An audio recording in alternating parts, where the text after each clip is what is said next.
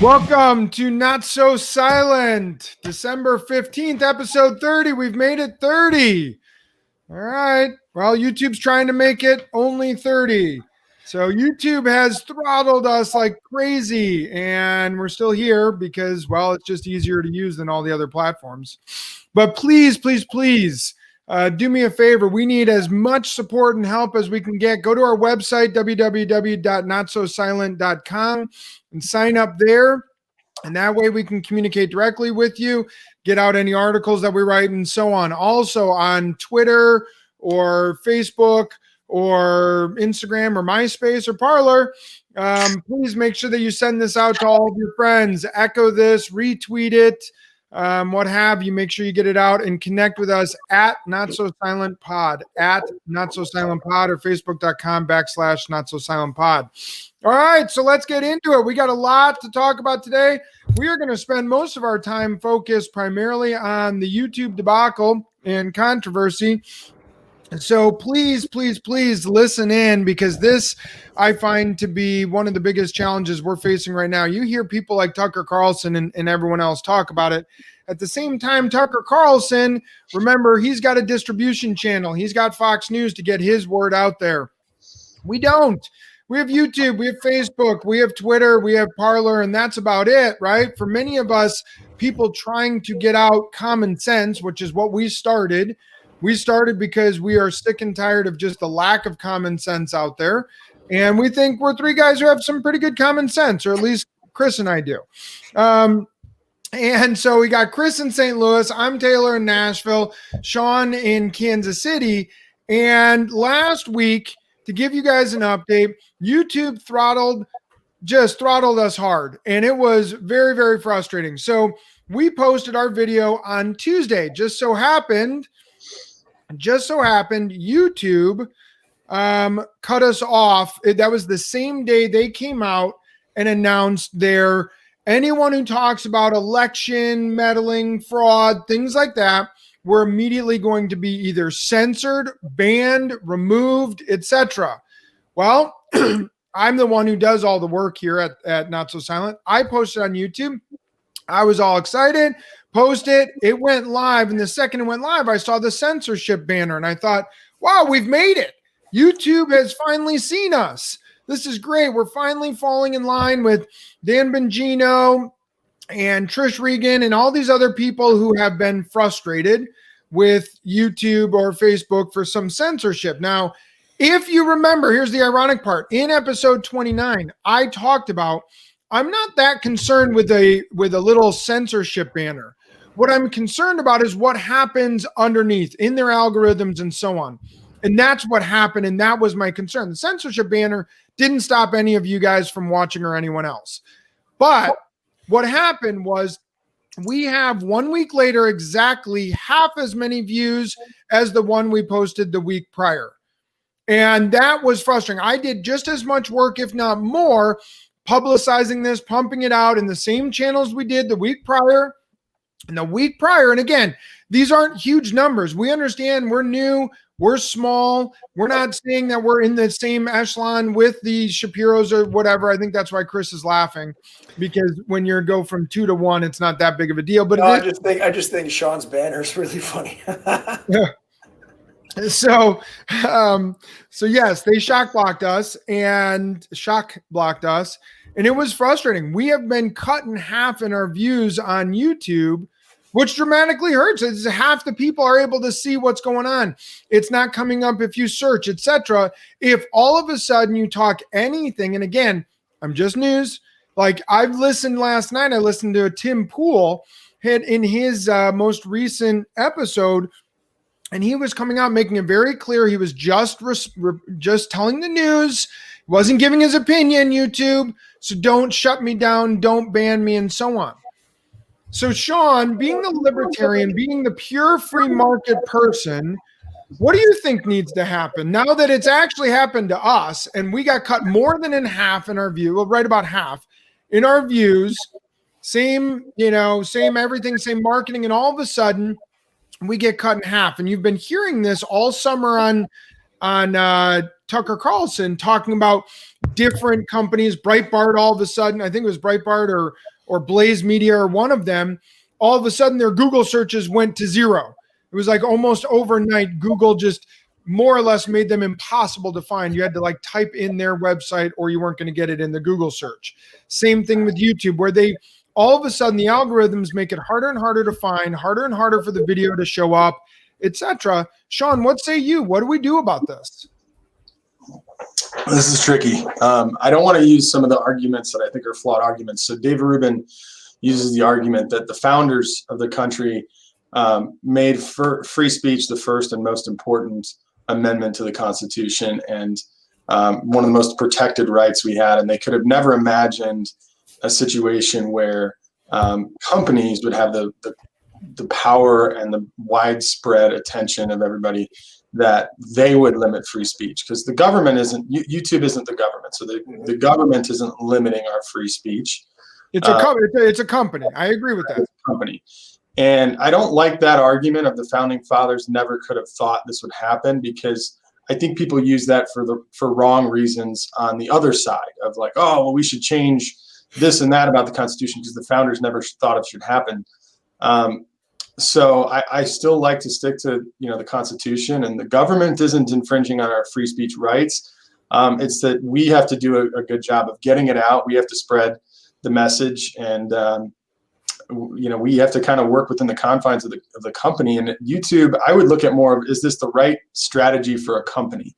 Should a company whose main objective is eyeballs, they make money based on the amount of eyeballs, they're a media company, they're trying to sell advertising, and the more people speak out against that and is going to create competition from other media sources like the Parlors of the world that allow for free speech. So I think it's a dangerous strategy for YouTube. I actually can't say YouTube is wrong for doing it. I think they're just, it's a bad strategy. Chris, what say you? Well, I think that some of the protections they're provided as a platform need to be addressed, and that if they're going to censor certain sides, then they should have certain liabilities as well. But I tend to agree with Sean in that this opens up a window of opportunity for companies that want to create competing platforms. And I think YouTube is just weighing that out, and they're more interested in being woke and leftist than being really open. I mean, look, how did Reddit start, right? Like, and why did Reddit get so much traction? It's just this like open sort of back page forum that was really largely unregulated. So I think people are going to find a way to get information. My message to the people, all 17 of them that are watching this 100 times a piece, we get to that 1,000 views, is just be aware that YouTube is going to prevent you from finding different outlets for media if you don't search for them. You can still find, the Daily Wire and, the Blaze, and you can still search for them and find them, but the algorithms are going to prevent you from being connected to those automatically. So I think just people need to be aware and looking for good news sources, and not just looking, but sharing those as often as possible, not just ours, but other people's as well. But I'm with Sean that I don't want to, it's not the government, it's a company. They are awfully big, but, people need to be aware that there is a cultural war on the First Amendment in the media, not necessarily the government yet, but the media for sure.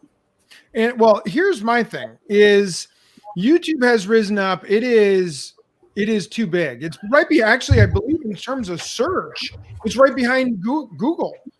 More people search using YouTube than anything outside of Google. So it's become a massive conglomerate. So is Google, so is Facebook, so is Twitter. But we'll focus in more on the Google, Facebook, and YouTube platforms as they've gotten as large as they have, and YouTube owned by Google. Aren't they too big? I almost think that's the bigger problem, is they have the monopoly that has caused, in many cases, you want the anti-monopoly movement so that if they're a monopoly, they can charge whatever they want and so on. But isn't also part of the problem if these people monopolize our eyeballs because they have all of the resources to own all of the companies that do search, and they get to dictate what you find when you search? Isn't that a problem? Not from a free speech standpoint, but from a monopoly that's able to dictate way too much in the wrong hands. Think of it this way. In the wrong hands, let's assume that they're in the right hands now, but in the wrong hands, that becomes a major problem. What if the people at Google decide to do something very nefarious with it? Now, Biden is taking a couple of people into his cabinet from Google, right? It feels a little nefarious, but the government hasn't stepped in yet. It's shaky ground, but again, we have enough people looking for other outlets. And by the way, Google's done a lot of good. I use Google all the time. I love Gmail. I'm a big Google fan, aside from the censorship stuff. That being said, I'm looking for other platforms to use. The only one I've really heard of that's halfway decent is DuckDuckGo, but even that's not that great. And I have to Google to find that one, right? So again, I think that there's room for competition to step in. But right now, Google does a lot of good things, honestly, that I use. And this is just one thing I don't love. And look, it's how different is it than Nike going woke too? I get they control a lot, but I think it will be to their own detriment if they keep going down this path. Okay. I'm pissed. I want our video out more and more and more. And one of the frustrating things from my perspective, our perspective, is we are the little guy. And I get it. I don't think YouTube can crush Dan Bongino or Ben Shapiro or even Tim Pool, but they can crush the person who's at 1,000 or 2,000 views trying to get to 4,000 or 6,000. I'll tell you, it's the first time since we started this that I almost just wanted to give up and just chat with you guys and forget the whole trying to push this out and stuff like that, because it felt like I was in a losing battle. How am I supposed to publicize when I'm going up against YouTube's algorithm? And you make a good point, because I listen to Tim Pool and he mentions all the time the number one thing you can do is share the podcast. Don't worry about giving him money or whatever, just share it. I don't think I've ever actually shared a link to one of his videos. And I feel bad about that, because now that I think about it, I'm like, well, that's kind of what we need too. And it's not hard to just share something and see if other people start to listen to it. That is the challenge. But what they can't do is they can't stop you from talking. There are other platforms not as popular to get our stuff out on. And we can always just go to the podcast format. If we don't have video, we don't have video. I mean, we're not exactly that great to look at anyways, you know. Sean looks like he took his depression medication, but it's not working, you know, so more on that later. Again, I'm with Sean in terms of this free market thing. Now, if the government starts getting more in bed with them, right now there's like this unspoken truce between the media and government, but it's not like a direct link right now. And you got to remember, there are enough employees at this company that like, they might not be speaking out that they're not woke, but they can't continue to hire an extraordinarily exclusively woke progressive employee base. People are going to infiltrate that stuff and stories will come out. You just can't keep everything a secret. So, and stuff does leak.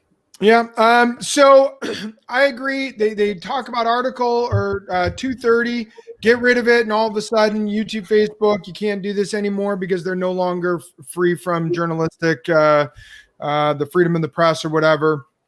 So I understand that, although I did hear a refute to that from the CEO of Parler saying it would crush Parler then.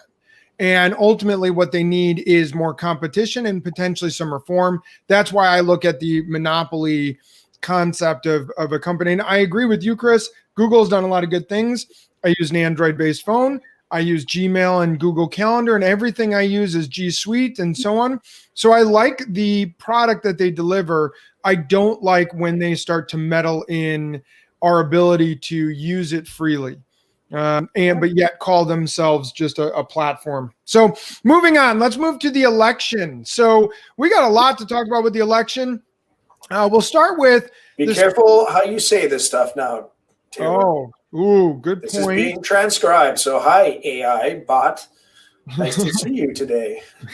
We love YouTube. We are just reporting the news.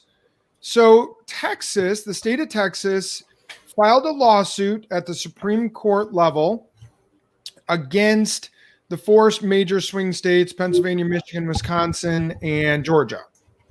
That suit was then basically thrown out. They wouldn't even look at it at the Supreme Court based on merit, right? They just, or not based on merit, just standing. And honestly, lack of evidence too. Like, you know, the team had a chance to deliver all of their evidence to expedite this, and they just frankly didn't have it. So that got tossed. Now there were 18 states that wanted to get added to it, or 17 get added to it. So there are 18 states that are are trying to get involved. The Supreme Court did toss that one and didn't look at it. And then another update, and then we're going to review all of it together. And another update, Antrim County, which is a county in northern Michigan, which a lot of people heard about on election night, had 6,000 votes that went Biden, and then they flipped them back to Trump because they said there was human error, and it was pretty controversial, but people moved on. It was a small number. Well, they had people go in and they had gone to a judge. The judge said, yes, you can look at the different Dominion voting machines, which I'm sure the transcript right now just heard the word Dominion, and it's like going off in red sensors. And they looked at the different machines and all the software behind it. And again, the people who did it, many people right now in the media are claiming they were right-wing, Trump supporting, or whatever. But they went in and it was a third party, outside people. These people, by the way, MIT trained, Harvard MBAs, these are not idiots, went in and did the whole analysis of these machines or software and presented it to the judge, and it was sealed. Well, that just, they asked to have it unsealed. The Michigan Secretary of State fought to keep it sealed, to keep it hidden. The judge yesterday said, no, we're going to release it. So they finally did release it. It came out yesterday. So what we're finding in the release from court was, at least in this group's findings of those machines, they were set to a very, very high level of allowable mistakes, essentially, that then they will fix those ballots. Because if there's any mistake, then they can fix them. So they will fix the ballots. And it was upwards of 70%. It was at a really crazy high number. And it's causing many people to become more and more suspicious. Now, obviously, that small number of votes up in Michigan wasn't the difference maker, but it screams to me, what if, right? What if? And again, when you're in a heavily blue county run by blue judges and everything else, this stuff isn't getting any traction. That's why I was really intrigued by this, is you get a heavily red county up in northern Michigan with red judges who allow people to actually get to the machines and so on. This stuff comes out. I want to see more of it personally. One more thing that goes with Dominion that just came out. And again, this is getting really deep down the path, the dark, rabbit hole here. Anyone hear about SolarWinds, the SolarWinds company? No. So SolarWinds is an Austin, Texas-based company that provides network monitoring and other technical services to hundreds of thousands of organizations around the world, including most Fortune 500 companies and government agencies in North America, Europe, Asia, and the Middle East. This is according to the Associated Press. That was hacked. So this company was hacked. SolarWinds was hacked, and this is the government agencies supposedly have been hacked. And this is dating all the way back, they say, as early as, I think it was March, that it got hacked. And therefore, people were able to compile tons of data on government and then also some major companies. But we're going to focus on the government side of things. Okay. So now you've got the SolarWinds. This was huge news, came out yesterday. It was only found because a very prominent cybersecurity company found out, FireEye is their name, determined it had been hacked. Okay. So FireEye finds out it got hacked, finds out it came through SolarWinds. And all of a sudden, now we're realizing SolarWinds created hacking ability to major governments and so on. According to the AP, they are saying Russia is the prime suspect, which I just, at this point, when I hear that, I roll my eyes. But they're saying Russia was the prime suspect. I say China is, but I think we all know where this is going. So here's the interesting news. Dominion voting systems used to have on their website that they were part of SolarWinds. You guessed it. So it's creating a weird question mark. So Dominion deleted the reference and link to SolarWinds from their website. But if you go to the archive, the Wayback Machine, Sean, it's like one of my favorite websites, web.archive.org. You can see the SolarWinds insignia, and Code Monkeys sent out the tweet that showed it, where that insignia now has been removed from Dominion's website. So it's just one of those things that there's again, the same thing we've been saying. There's so much smoke. Why can't we get some fire? And now the other side. So one last little piece to this. Yesterday, the electorates went and voted. This is when it kind of becomes pseudo official, where they vote on who's going to be the president. Biden got over 270 votes. However, in 6 states, Arizona, Nevada, and the 4 major contested states, those GOP electors also went and voted, which is kind of weird. People are like, what does it mean? Well, essentially, the GOP electors went and cast their votes. Doesn't really matter, except if on, I believe it's January 6th, when the Senate gets together and they decide, or Congress gets together and they decide to approve the electors' vote, which is then makes everything fully official, by voting in those GOP states for the GOP side of it as well, if the Senate or Congress, because let's say some new information comes out between now and January 6th, those votes being cast can now be chosen. So it was done as a backup measure. Let's say it that way. Pretty interesting that it happened in those 6 states. So if some big stuff comes out in Pennsylvania or Georgia or whatever, the Congress could choose to go with the GOP electorates in those states if they so choose. Doesn't that need the Senate and the House to vote for that, though? No, I believe it goes by legislature, and it would go red in each of those states. So it's a really interesting backup measure. I have to tell you, Chris, from my perspective, I'm going to give you my perspective. Actually, let me hear your perspective. My perspective is you sound like Rachel Maddow at the tail end of the Russia collusion stuff and just grasping at straws. Look, I'm not saying that I don't disbelieve you. I'm just saying I think the swamp is back. I think the establishment got all their ducks in a row, and Biden's going to be the president. I don't think there's enough evidence to stop it. And that's it.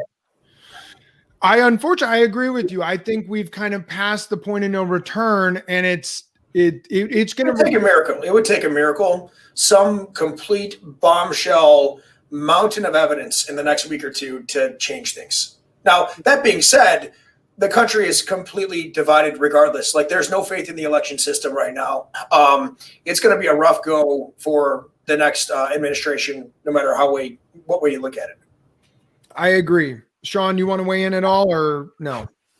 I don't know a lot about it. I mean, I looked into it a little bit, and there's 2 different narratives. I mean, the media seems to say Russia, but there's people saying China on the internet. So, it's an interesting story to follow up on and look into. But I mean, it looks like this group was hacked a while ago, and from what I could tell from the IT professionals out there, they were the gold standard in their technology 10 years ago, but they were hacked. It wasn't realized for a long time, and we don't yet know the full extent and purpose, motives, and who involved. That's all accurate. But to go back to the election, I agree with Chris. I feel the one thing that keeps frustrating me is there are a lot of people who are searching. It's not like it's just 3 people trying to find it against 300 million people. There's a lot of people trying to find good evidence. I still can't understand the data analytics. How it happened makes no sense to me. The simplest answer is something was broken, but we haven't gotten anything good conclusive yet. The Antrim County stuff is really intriguing. All these things are intriguing, but none of them by themselves are a strong enough answer. So my question, and I asked Chris this yesterday when we were talking, do you think there was actual I don't even want to say the word because I think YouTube will pick it up, but actual fraud? Or do you think they just changed the rules in the last year leading up to the election and they just figured out how to play by the rules? Although I don't love the rules that they created, but that's it. They just figured out a way to do this mail-in vote and to do all this craziness. And because of it, yes, it makes the data analytics look really weird, but that's it. And they did things that are probably, maybe we'll call them unethical, but not illegal, whether it's, the ballot harvesting or things like that. I don't know. I still go back to the data tells me this is nuts, but I'm ready to at least to some extent move on, and I want to move on. So Sean, put up a new banner, because here's the thing I'm most concerned about. Georgia Senate race, because my concern is the Georgia Senate races, which I find to be the most important for our democracy. And I'm finding too many of the far right who are pushing back saying, forget it, screw Georgia, we need to just continue the fight. And it's creating a fracture in the Republican Party, and I'm not a fan of that, because I've been a Trump supporter, but I'm not a Trump. I'm a USA supporter.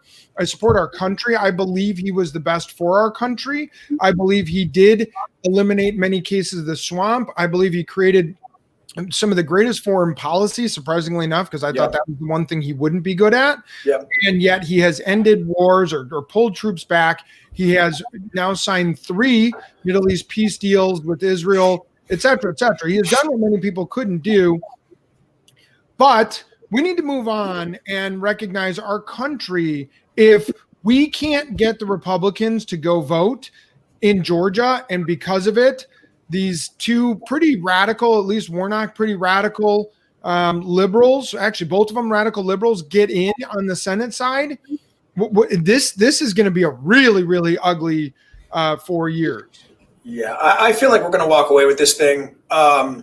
This is too short notice to organize whatever they may have organized if there was something insidious before. The Democrats running for Senate are extraordinarily radical people. I don't think they'll get in, and you're right, they can't, because just look at some of the basics. If they're able to enact a federal minimum wage, open up free trade with China, all manufacturing is going back over to China, right? Like they put the Iran nuclear deal back on the table, which, by the way, would have ended just about now anyways, but give boatloads of cash to Iran. Like this stuff would all be a mess. We would have universal health care. Yeah. And then, they would certainly angle for that. But I don't know. We have a close enough count in the House now with Biden pulling out. It's going to have to be a couple special elections for House seats because Biden's pulled some House people into the cabinet. So it's close enough that if there are some purple Democrats, they may not get a majority on some extreme policies. I still don't like the major fraction. We had the Senate and the House for a little while. We didn't get a ton done. Like it's still like not as easy as you think. Even when you control both, it's still going to be tight enough that I don't know that they're going to be able to pass everything they want. Sure. It is, by the way, getting a lot closer in betting markets. Yeah, I'm terrified because there's a fracture in the left and in the right. And that's what I don't want to see happen. That I think causes a gigantic problem. And I get it. I understand for those of you who are like your diehard Trump, I get it. But stop. Like you got to think about the greater good here in the USA, which is really what you're supposed to be supporting. The far right, I don't like the far left at all. We all know this. But the far right is hardly any better. When you get super, super duper, duper, duper far right, it gets pretty scary. It's like I want to be right, but I don't think we need to be at the place where it's like, because I'm not satisfied with the presidential election, therefore I will not vote in the Georgia race. That's stupid to me. Yeah. That's cutting off your nose to spite your face, and that's a mistake. Yeah. So to me, anyone in Georgia who's listening, all one of you, make sure you vote, please. And send us some barbecue. Yeah. All right, and the peach. All right, the vaccine is here. Is that going to change everything? Now we have the vaccine. The first person, it was a nurse named Sandra, ironically, who was vaccinated first yesterday. So the first person in the United States was vaccinated with the Pfizer vaccine. It's here. Let me ask you a question, Sean. Would you take it? I don't know. So I've never gotten a flu vaccine ever in my life. I have always, I guess, just thought I want to build a tough immune system and be susceptible to things. But I got a really bad flu this January. Before COVID came out. It might have been COVID. I'm not 100% sure, but I tested positive for the flu. So they said that it must have been the flu, but it was brutal. So I was thinking last year, maybe I will get the flu vaccine next year. So I'm not entirely sure. I've done a little bit of research on it, and I'm starting to learn a little bit about these messenger RNA vaccines. And I'm not an anti-vaxxer. I get that, our population health has improved quite a bit with the use of vaccines, but it's really interesting to read about the science behind it. It gets really technical. Do vaccines really make your immune system weaker? No, you're introducing, a virus into your system to create antibodies. So no, this one is not. This is new technology. I read quite a bit about this. The technology behind this. Educate the public, not me, but asking for a friend. It does create help your body create the antibodies. I mean, you're using messenger RNA, injecting messenger RNA into your system, and then it trains your DNA to make a new protein that is similar to the virus. But it's not the virus, it's a protein. And then your body has an immunological response to that to build up the immunity to defend you against the virus. So are you going to take it? I want to do more research. I mean, I'm not really able to right now anyways. So it's not specific to COVID. It's just you're not a big vaccine guy anyways. I haven't been in the past. I mean, I'm not saying I wouldn't or that I would. I would love to see. Wow, this is the most long drawn out. I sit on the fence answer. Chris, would you take it? I am a vaccine guy. I get the flu shot every single year. I do believe very much in vaccines. Now, it's not going to be available to people in my age category for a while. My kids, I'm not going to have my kids take it because they're not in any danger of coronavirus. I would like to see what the side effects look like, and I'll have a chance to see that before I take it. And so, it's not a firm yes or no, but I would like to see what the side effects look like over a large population, which I think I'll have a chance to do before I take it. But I'm not 100% yes going to get it because I don't think I need it. I've already had the virus. So let me ask it maybe differently. I would make sure my mom got it. 100%. Yeah. 100%. So I think a lot of people have come out. A lot of the, high-ranking health officials have said, we're really concerned that people don't want to take it. I think the people who don't want to take it are the three of us. We're sitting here first of all, I'm not going to get it for a while. Second of all, by the time I do get it, probably half of America will have already been given it. Anyone who's old, anyone who has any comorbidities, immunocompromised, any healthcare worker, any government worker, they're all going to get it before the three of us do. So that's why I might answer the question no on a survey, but I'm not against it. I don't think bigger questions. How pissed off are you going to be with the gaslighting going on by the media? They're already coming out saying, it's Trump's fault that there's so much people are so reticent to even take the vaccine. Surveys are saying less than 50% of people are comfortable taking it, more so in African-American minority communities, right? When you got the Democrats on record, Kamala Harris on record saying she doesn't trust it because it's Trump's vaccine, right? It's the gaslighting has already started. It's going to be just a matter of months or weeks before they say, Biden is the reason the vaccine has gotten out. It's Biden he's not even in the office yet. He hasn't done anything. This is a historical achievement of massive proportions that Trump should get credit for. I also find it interesting that one of the things on his docket to do is to aggressively lower prescription drug prices. And you wonder why the drug companies are not on Trump's side, why they release this information a little bit later than they needed to, why they fund largely Democratic campaigns. They're not in favor of lowering the prescription drug prices, right? That was something Trump was going to do. And there's a connection there too. But this is, either way, it's historic, and I'm not looking forward to the gaslighting by the media trying to. I wholeheartedly agree. I don't understand. This should be a crowning moment that the media should come out and say their headline should be, I hate Donald Trump, but have to give him credit for this. That would create some unity, you know, just even a little bit to go like, you know what? He nailed this. He got this right. Like that would start to create some unity, but they cannot for a second give any credit to Trump. I don't want to go off on a tangent, but you've got Nancy Pelosi essentially admitting that she is not approving a stimulus package for people because she wants a new president in. And Dan Crenshaw highlighted this in a speech where he eviscerated her on the floor the other day. Like they are playing politics with people's lives. It's upsetting. I'm already guessing. It was really clear in the debates that every time he said the vaccine will be out, they attacked him that no vaccine is going to be out. It's not going to be safe. It's not going to happen that fast. Like you're right. He's like, it'll be out before the year. And it's like, I do find it incredibly hypocritical to say that he is the person that's causing people to not want to take the vaccine.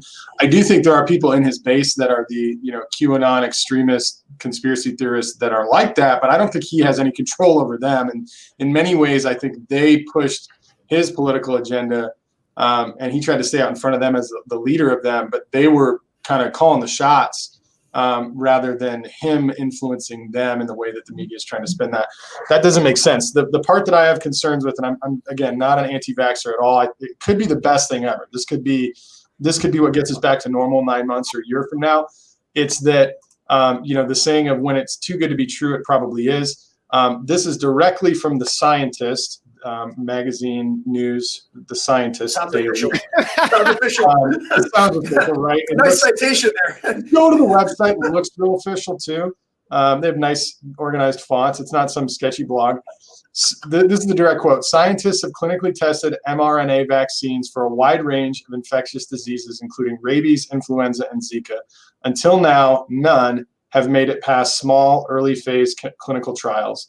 The two SARS-CoV-2 vaccines are by far the most advanced, Dr. Liu tells The Scientist.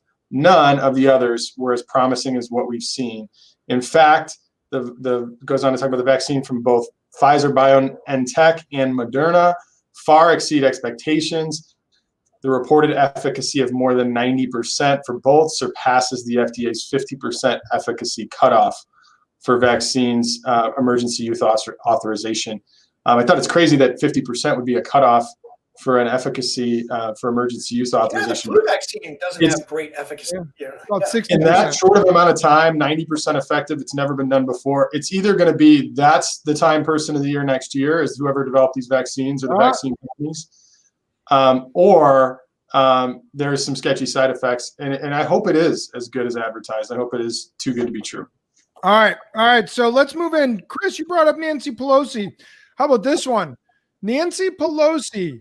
This I don't even know if we have a banner for this. Nancy Pelosi says, New Jersey Democrat representative says Pelosi shouldn't seat 126 House of Representative members who are backing the Trump election issues right now, who are backing Trump. Shouldn't seat them when they go to Congress for the first time. I guess she has the right to choose if there's all these procedural things that are in the Constitution, which is fine. But he says you shouldn't seat them. Don't let them have a seat. Don't let them come into Congress. I said, and when I saw this article, I said, I dare her. She should totally do that. That would be great. Crenshaw should drop trout and take a dump on her podium. But could you imagine just for a second if this happened? I mean, you want to talk about immediately causing civil war. I mean, you just so gross. It blew my mind that this guy wrote this email that's what should happen. I thought was just hilarious. At what point are people going to realize that? Let's say that this whole election thing is a giant waste of time. Why aren't people going to realize that you spent 3 years, traveling down the Russia hoax the same way, right? Yeah. Isn't it the same thing? Like it's 3 months for us, okay, guys? We spent years dealing with that crap, so it's only been a couple months. Come on. Yeah. Attorney General Barr resigned. He resigned yesterday. I didn't know that. Oh. So Attorney General Barr. So clearly the three of us are up on current events. That's why we talk to you. Well, that's why I come to the podcast, is to learn about this stuff. So the Attorney General, Bill Barr, resigns yesterday. He'll be out by Christmas. Trump thanked him for his time. They're moving on nicely. Why do you think it happened? Look, I think Barr actually did a pretty reasonable job. This is the challenge conservatives have, is they follow the Constitution. They do what's right. They don't just follow party loyalties. And to my knowledge, from what I've seen, Barr has done a pretty dang good job. The left is like, no, they're gonna go hard left no matter what. My guess is, look, there's going to be a new one appointed anyways in a couple weeks, right? I think you're missing the big story here. Barr has not backed Trump's election. No, he's not. No, he's not. The DOJ has stayed out of it almost completely, which Barr is in charge of.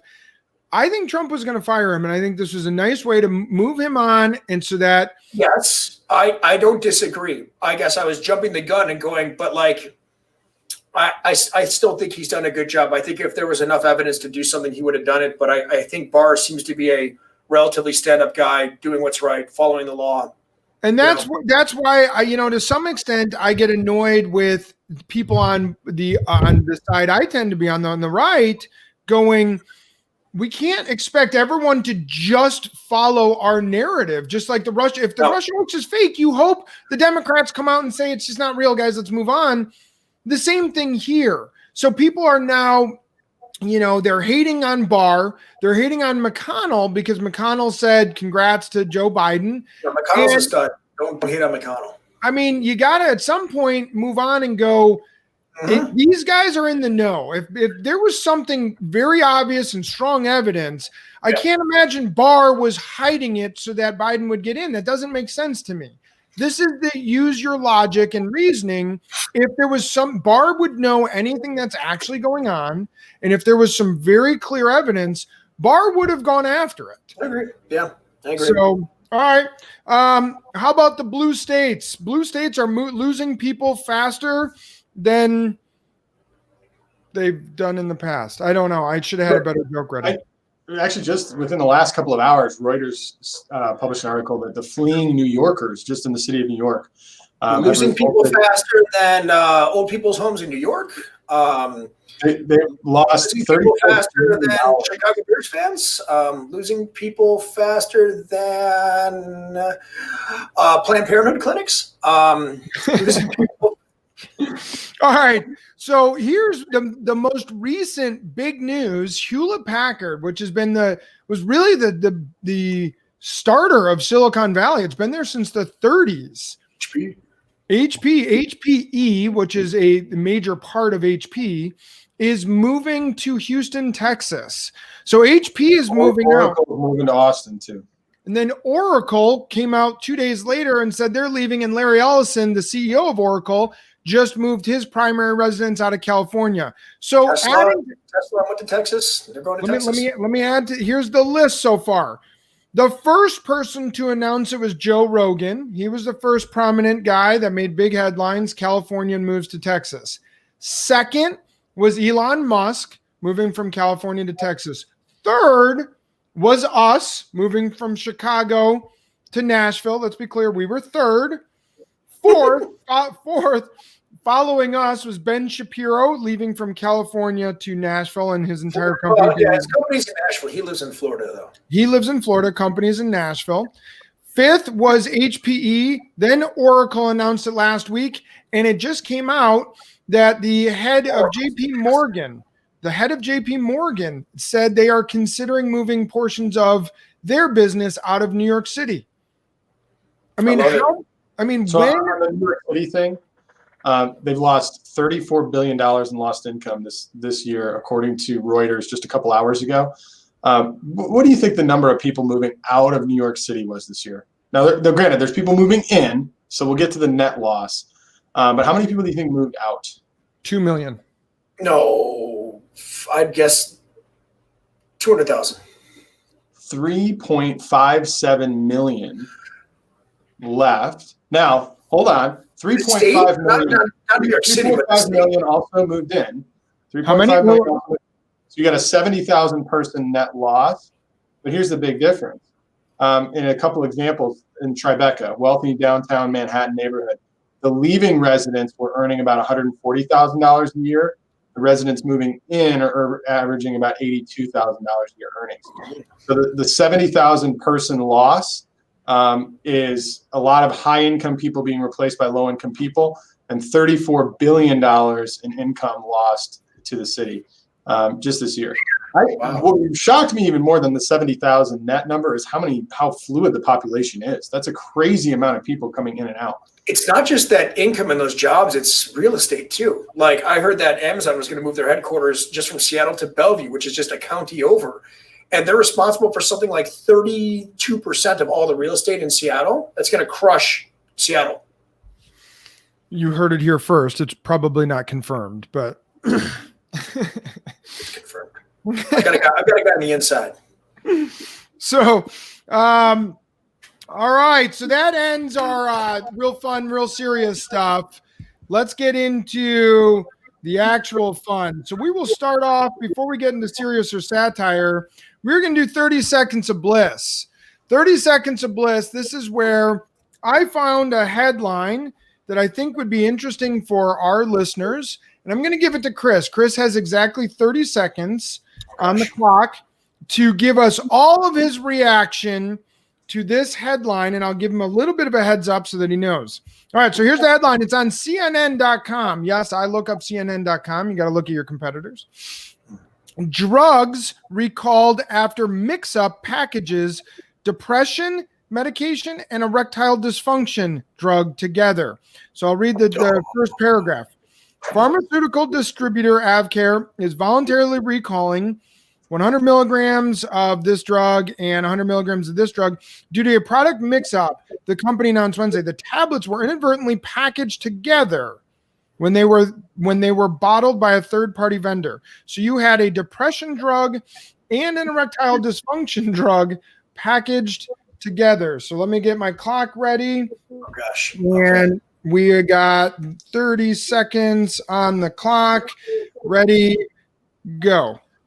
Okay, headline, being depressed just got a whole lot harder.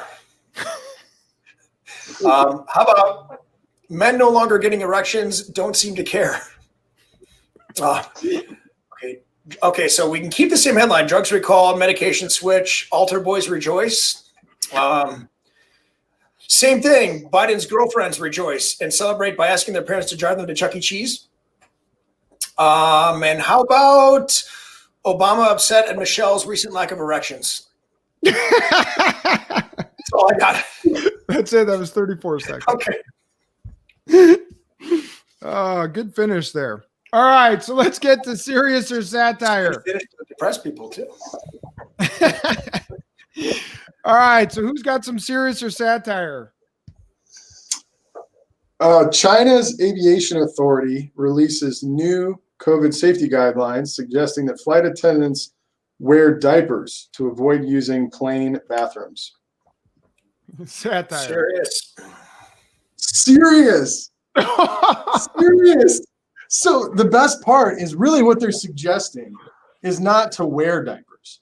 They're suggesting to use the diaper. They're suggesting that you shit your pants on the flight and get to some other bathroom in the airport that's safer than the airplane bathroom. I'm not sure, but that was serious.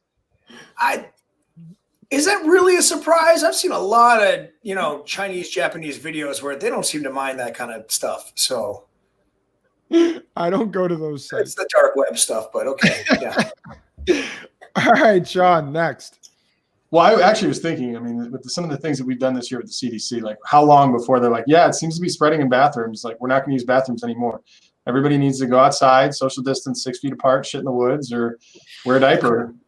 If you're in front of other people, you wear a diaper. You've seen the meme that's like, two people peeing on each other and it's showing you why you should wear a mask. Maybe that's really just checking the temperature on the diaper thing and if it's going to work. I can eat Taco Bell before important meetings now. I can just crap my pants right in the middle. It's great. All right, I got one. Florida women break a Guinness World Record by walking a little over 2 miles barefoot on a pile of Legos. This is, I think it's satire. I think it's a man that did it. There's no way a woman could do that. It was women. It's serious. There's a group of 5 women that collectively walked over 2 miles barefoot on Lego bricks. That sounds like the worst. They can have that Guinness World Record. Nobody wants that one. We've got the monolith in Utah. You've seen that? Yep. Reappeared in Utah, or it first discovered in Utah, reappeared in Romania, then California, and now Texas. Similar monolith spotted in 3 other places randomly. I heard about 2 of them. I did not know it then popped up. This is serious, and this is just another crop circles type thing. But it is serious. But where how did they get Romania in there? I mean, the Utah, California, Texas, I could see somebody driving this thing around and just being funny, but when did they get to Romania? I don't know. Yeah, it has been determined that it is a polyamorous statue, though. So it's, not cisgendered, prefers they, thee, and Z pronouns. Good. I was pretty sure it's male. It looks phallic to me. And then a Texas hospital performs a 10-person kidney swap successfully. Satire. Do you have to have been a high school quarterback and a surgeon to be able to pull that off? Like you take one off, throw it to the other guy, How do you do it? Yeah, that's amazing. That's amazing. A couple that needed a wife giving husband kidney who wasn't like a perfect blood match that led to, well, we could do another one in the chain and then another one that led to a 5-person chain. So they saved 5 lives with 10 kidneys, and they said it was a very logistically challenging day at the hospital. No kidding. You did. I feel like that's going to give the NBA an idea for how to do their next trade. That probably put them at 85% capacity, so it's time to shut down the whole country. So, all right, I got one. Harrison Ford to reprise Indiana Jones' role for 5th and final movie. I know this is serious, and I have such a low level of excitement based on the last film. I know. I mean, it could be worse. It could be Shia LaBeouf, so that would be worse. But I don't know how they're going to roll this one. Oh my God, the last one was such a bomb. The last one was so bad, and I was so excited to see it. It was so bad. All right. Any other? All right. Let's get to our top 5. All right. So our top 5, if you haven't heard, you need to hear. Time Magazine, we talked about it a couple weeks ago with the nominees were going to be. Cuomo was on the list, which blew our minds. And I'm actually more mind blown by this because according to Sean last time, there were 80 nominees and you're like, whatever, Cuomo got on there. Time Magazine has selected for their Person of the Year, Joe Biden and Kamala Harris. It's like giving the Nobel Prize to Obama for doing nothing. We just love to award people for existing in life. Oh my gosh, the Time Magazine. So we as a group, because we're better than Time, we have 5 better picks. Each of us have 5 better picks for Time Person of the Year. Some might be serious and some might be not so serious. We'll find out. So each of us. All right, so top 5. We'll start with Sean. Go Sean, Taylor, Chris, Snake Draft. Number 5. There have only been 2 seasons in NFL history where a quarterback has thrown for 40 touchdowns and 8 or less than 8 interceptions. Aaron Rodgers is about to do it. The other 2 times it was done were Aaron Rodgers and Aaron Rodgers. I think just what he's done with the Chicago Bears is remarkable. Aaron Rodgers should be the person of the decade. Sadly, I would choose that over the current. Yeah, it qualifies for this list, and I don't like Aaron Rodgers all that much, so that qualifies. I'm gonna have all right, my number 5. This was earlier in the year, so a lot of us might have forgotten. I think this guy has done more, and he at least has been convicted, which is the good news. He was convicted of rape, so Harvey Weinstein. Definitely more qualified, for sure. More qualified, because he actually succeeded. He was officially successful in court where he was convicted, whereas Biden was not. So, okay. I will say my number 5 is any other 30-year-old living in their basement. They say Joe Biden can't connect with the common man, but he nailed that vote, right? The woke white kid living in his parents' basement, 30-something years old, should have been Person of the Year over them. All right, good. You're number 4. The horse on 59th Avenue in California that slept around but didn't get promoted to government.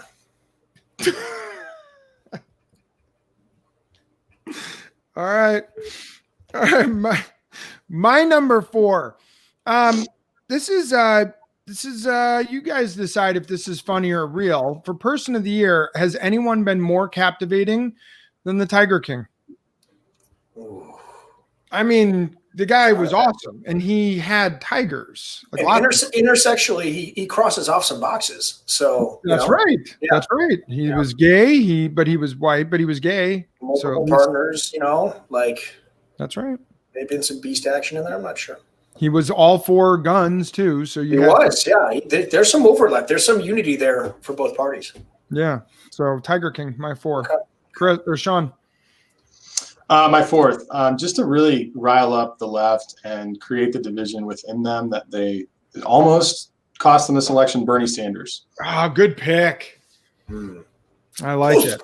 If you're going to put Biden on there, it's like, no, let's be progressive. Let's really do this. Let's go with Bernie. All right. What's your 3? My 3, kind of one-upping myself there with AOC. Yeah, I was going to say, God. All right, my number 3. I think he is more in the news than Joe Biden for better reason too. I think he again is more newsworthy, and that's his son Hunter. Yeah. Okay, more worthy than Biden and Kamala Harris. And this is something more personal to me that's really done something and impacted my life. You know those poops where like you wipe and there's nothing there, and so you like don't have to wipe afterwards? I'm gonna name the ghost poop 2020 person of the year, especially because it doesn't use a lot of toilet paper, which has been so hard to find, right? Like this is true. All right. That's your number 3? Yeah, my number 2 would be teachers who chose to work in school and teach in person. I think all 7 of them should have been on the cover. And actually, you know what though? As much as that's a little bit of a joke, that's also kind of serious. It's kind of serious. Yeah, the ones that said, you know what, we care about the kids, we're going in person. Yeah. Yeah. No, I think that's awesome. All right, so mine is this one is actually the person acting. So it's Karl Malone being played by Jimmy Kimmel. I think it's really important is Karl Malone being played by Jimmy Kimmel, because for the entire woke universe and Jimmy Kimmel's a major mouthpiece of them each night. He loves to talk about racial equality, but yet he for years was donning the blackface as Karl Malone. So I think that should be person of the year. So Karl Malone as Jimmy Kimmel, or Jimmy Kimmel as Karl Malone. Sorry. Sean, your number 2. My number 2, if this vaccine works and we can go back to normal, and there's no adverse side effects and this thing's real, the vaccine people. So Donald Trump. Gotcha. So Trump. Check. Got it. I was. Yep. I agree with that. All right. What's your number 1? My number 1. I thought it was a bad year. Now there were some good things that happened, and I'm not a pessimistic person. I tend to find the good side of things. But what if we just went with we're just going to take a pass on doing person of the year this year? It was kind of a rough year for a lot of people in a lot of ways. We'll pick it back up next year. We're going to take a year off. I could get around. That would be better than what they chose. Yes, nothing would be better than what they chose. What they chose was negative something. Yes. Yeah. All right. So my number 1 is this very recent news. I thought he was excellent at attacking Donald Trump during the Russia hoax. He even called Donald Trump a Russian spy because he is so able to spot spies.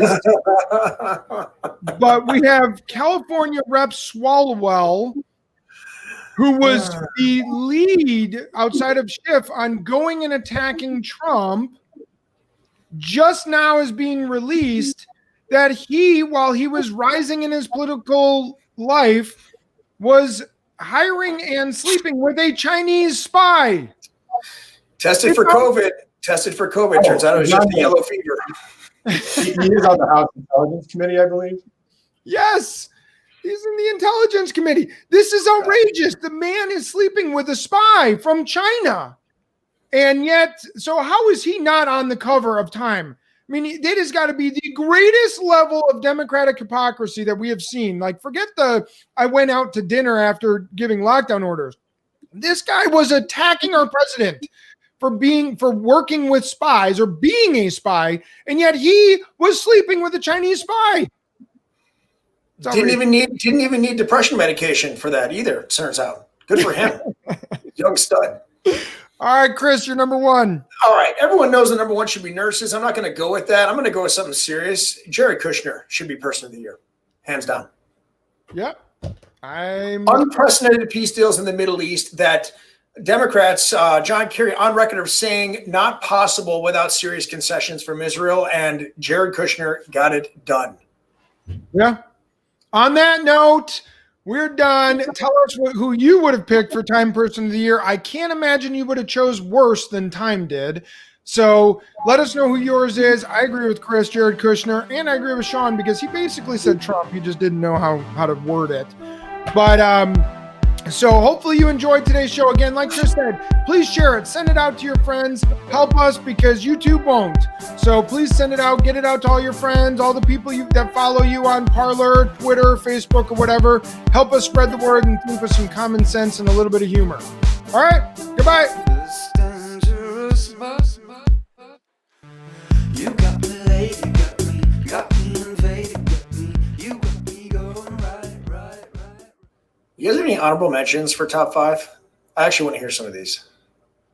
I'd probably go with Christine Fang, the spy that I guess hooked up with an Ohio mayor. I'm just learning about this. And how about like the belly button lint of an overweight, obese person? Like that would work too. I'm so blown away that they chose, but because Sean, you even said last time they'll probably just choose frontline workers, and I'm like, yeah, whatever. Yeah. It's going to be, it's pretty boring, but sure. Instead, they chose it. Talk about the media likes to say Trump is divisive. You're so hypocritical. You couldn't be more divisive than to choose this.